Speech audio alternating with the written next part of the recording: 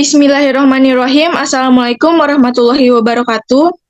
Kami dari kelompok 6 yang beranggotakan Muzika Chandra Putri, Najwa Nur Aprilia, Tania Rebelina, Tina Wilandari, dan juga Fieriski Amelia.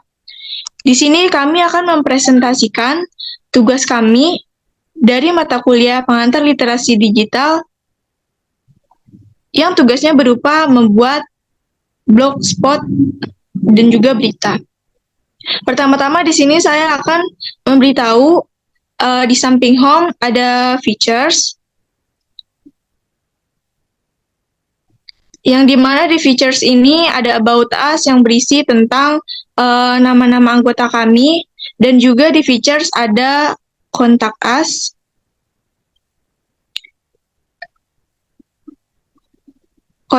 Di features ada kontak us,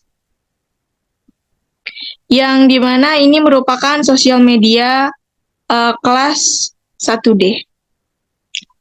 Lalu silakan balik lagi ya.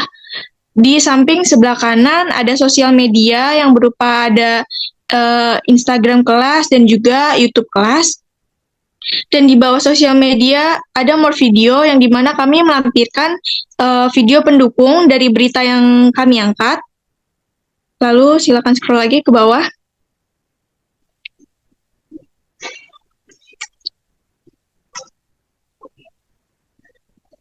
Nah, ke home lagi silakan.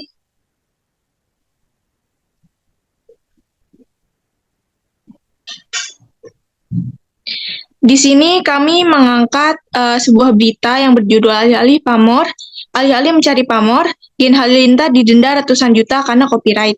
Dan juga kami membuat analisa kasus pelanggaran hak cipta. Dan juga kami membuat kasus pelanggaran hak cipta. Untuk berita yang akan kami angkat akan dibacakan oleh Tania Rebelina. Silakan waktu dan tempat.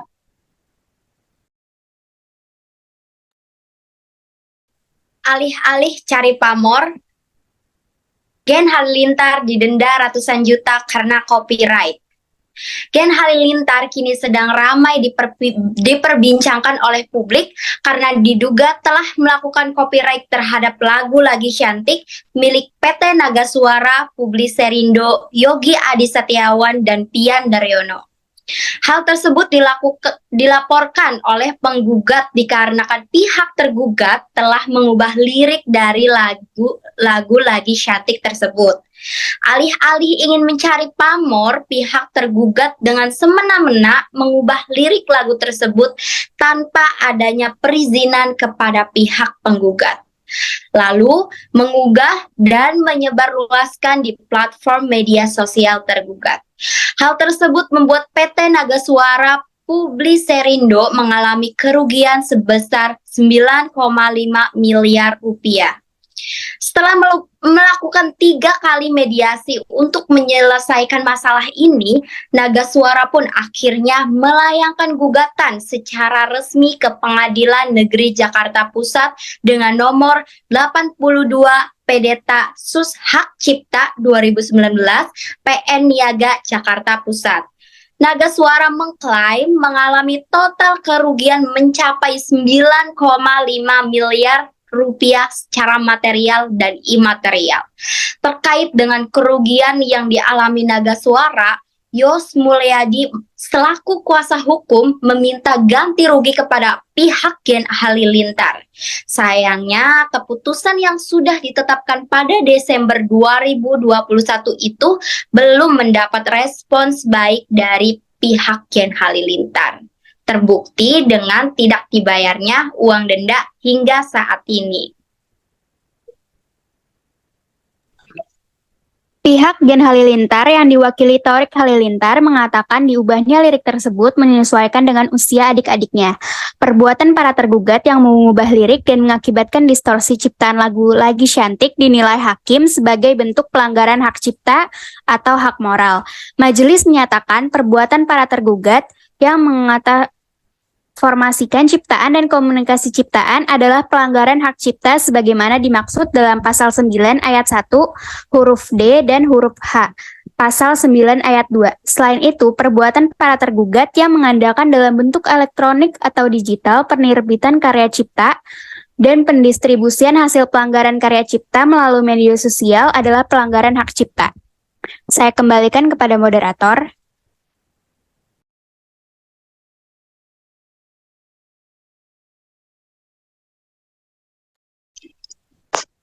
Baik, untuk analisa kasus pelanggaran hak cipta akan dibacakan oleh Tina Wulandari dan juga Najwa.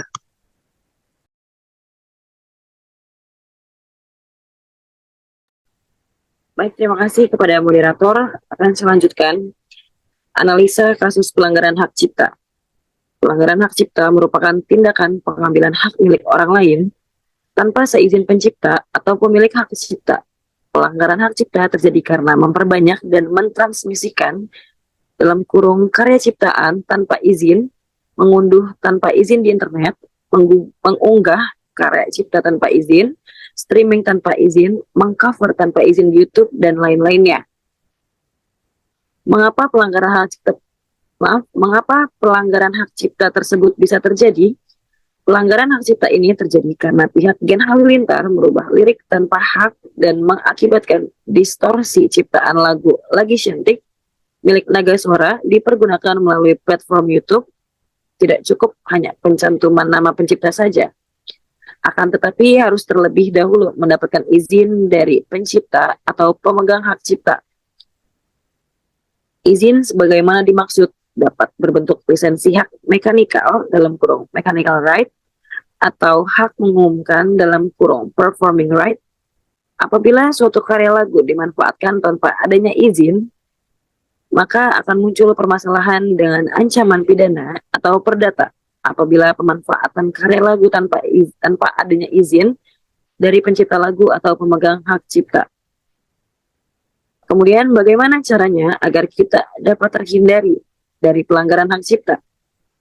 Kategori pelanggaran suatu hak cipta beberapa di antaranya yaitu mengutip karya tulis seseorang ke dalam karya ciptaannya sendiri atau dikenal dengan plagiarisme, kemudian mengambil gambar atau video ciptaan orang lain untuk dicantumkan dan dimodifikasi dalam karya ciptaannya sendiri, memperbanyak karya ciptaan orang lain tanpa izin, dan digunakan untuk kepentingan komersial serta kegiatan lainnya.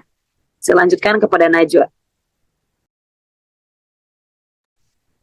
Baik, selanjutnya cara untuk menghindari pelanggaran suatu hak cipta. Di antaranya yang pertama, mengajukan permintaan izin secara tertulis dari pemegang hak cipta berisi informasi spesifik tentang karya yang akan digunakan dan bagaimana penggunaannya, dan tentunya mendapatkan izin pemegang hak cipta secara tertulis. Yang kedua, mencantumkan sumber karya tulis. Untuk mengutipan karya tulis dapat dicantumkan dalam teks, di catatan kaki, dan di akhir karya tulis dengan informasi sekurang-kurangnya terdiri atas nama pencipta, judul atau nama ciptaan, dan nama penerbit jika ada. Yang ketiga, memberikan kompensasi atas karya cipta berbayar sesuai yang ditetapkan oleh pemegang hak cipta. Yang keempat, menggunakan karya cipta bebas lisensi atau Creative Commons License yang bisa digunakan dengan legal di situs-situs penyedia karya cipta gratis yang berlisensi Creative Commons. Namun, perlu untuk diperhatikan juga apakah situs tersebut mempersyaratkan pemberian atribut atau suatu prosedur tertentu dalam menggunakan karya ciptanya. Jika iya, maka penggunaannya harus mengikuti prosedur tersebut. Lalu bagaimana cara konten kreator untuk melindungi karya atau kontennya dari pelanggaran hak cipta?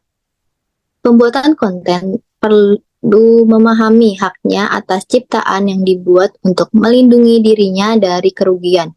Kreator mempunyai kebebasan untuk berkreasi dan membagikan karya mereka.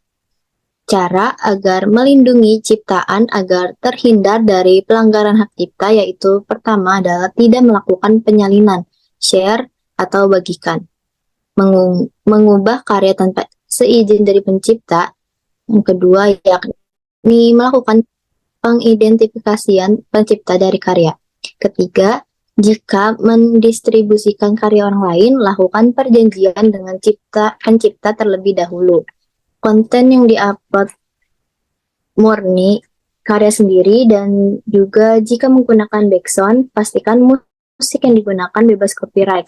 Jika menggunakan video milik channel lain sebagai cuplikan, pastikan konten tersebut tidak memiliki hak cipta, tapi bukan berarti juga bisa menggunakan begitu saja.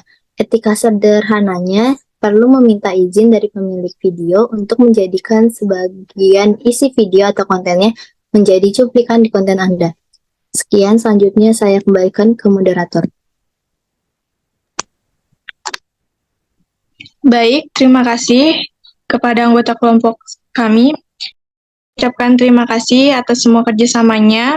Sekian presentasi dari kelompok 6 untuk menyelesaikan tugas UAS. Wassalamualaikum warahmatullahi wabarakatuh.